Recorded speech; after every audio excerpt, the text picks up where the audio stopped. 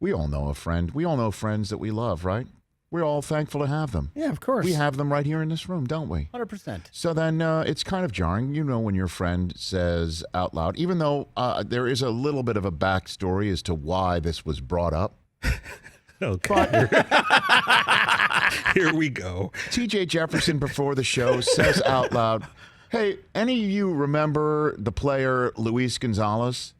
And, I'm a diehard Yankee fan, and Chris Brockman is a diehard masshole, so he jumped on it right away. Rich, do you know who Luis Gonzalez is? And for those who might have a need of a refresher, he's the one who fisted a base hit over the drawn-in infield off of Mariano Rivera in Game 7 in 2001, leading to one of the most heartbreaking losses in the history of Yankee fandom.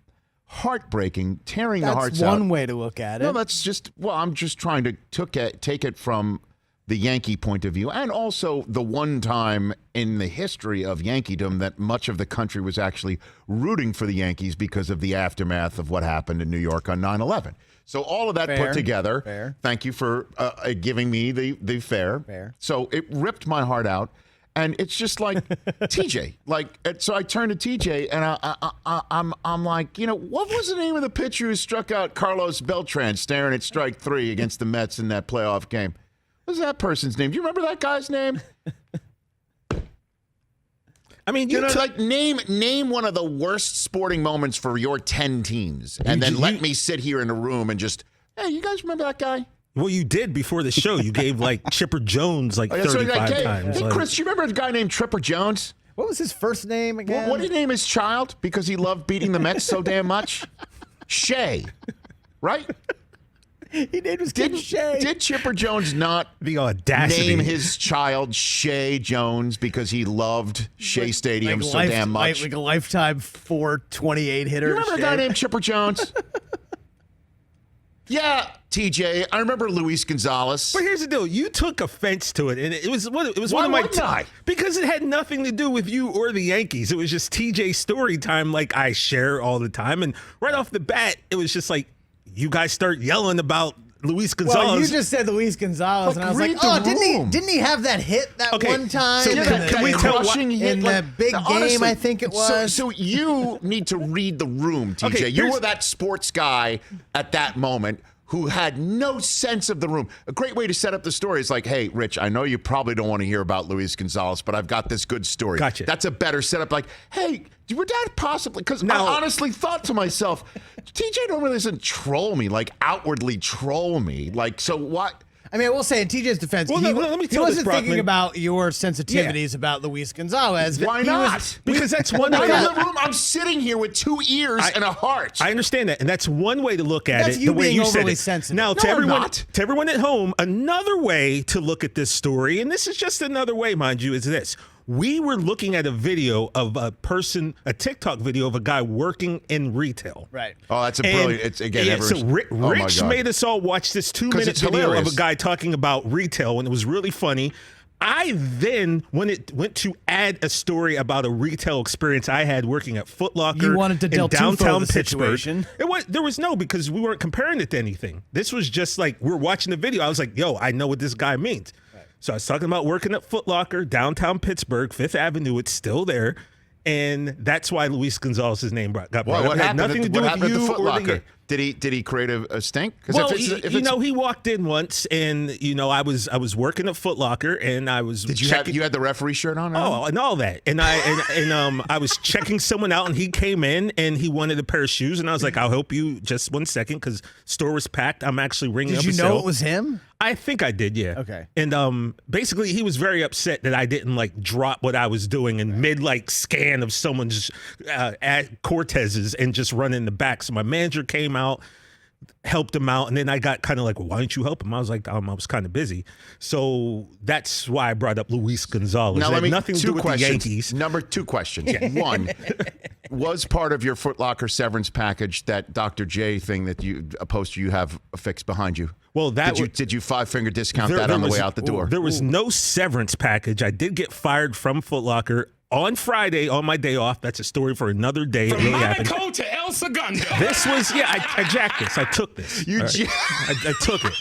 Number 2, the statute of limitations is passed. Yeah, I've had this thing since 96. Number 2, great story. Apropos, why can't you sit here and say, I understand this might be sensitive to you, Rich, but I've got a Luis Gonzalez it's story. not about you. Yeah. Hey, Chris, you remember a guy named Well, Aaron first Boone? and foremost, you're the first. You started right off the bat. Chris, you remember this guy named Bucky Dent? Yeah, remember because him? it's hilarious to troll Rich about the Yankees because they suck right now. I got a great Bucky Dent story Yeah, from but I'm not Foot going to Locker. take offense to that because I You wasn't should. born yet. You wouldn't look at me like, what's your problem? Yeah, but Sorry, I would Rich do that Eisen. because I'm an angry Northeasterner. You're very sensitive about that. I think. Come on. I think you kind of No, overstepped. It was TJ was fine. Thank you. You immediately jumped on it and started Because it was laughing. hilarious. Because it was not reading the room properly. It was hilarious. You were at that game, right? I call you for that's a Hold on. violation. Hold on, That hold is on. a Let's make it worse. I didn't violation. mean nothing by it. You were at that Yeah, game, with right? Susie. Susie was covering it for Fox Sports. I was covering it for ESPN. Were you Susie's plus one? I'm always Susie's plus one. I'm always Susie's plus one. Yes, right. I was covering for ESPN. She's covering it for Fox Sports. We watched the 8th inning together behind home plate. There were seats because Diamondback fans were leaving because Rivera was coming in for a 2-inning save. I was sitting. Diamondbacks' wives, this is how great the seats were. They were sitting there. Family members of the Diamondbacks were sitting there. They were crying as Rivera had a clean 8th. This thing was a wrap. And then Susie and I went our separate ways. Okay, we went our separate ways. She went to get ready to do her post-game stuff. I went ready to go do my post-game stuff in the 9th inning. 9th inning happens. I watched that from like a camera well down the left field line. I couldn't believe what the hell I was seeing. And then I go do my job. Susie does her job. I wound up in the Yankee locker room. She wound up in the Yankee locker room. Steinbrenner was there in his white dickie. Giuliani was strolling around. Everyone was strolling around in there. It was like a morgue.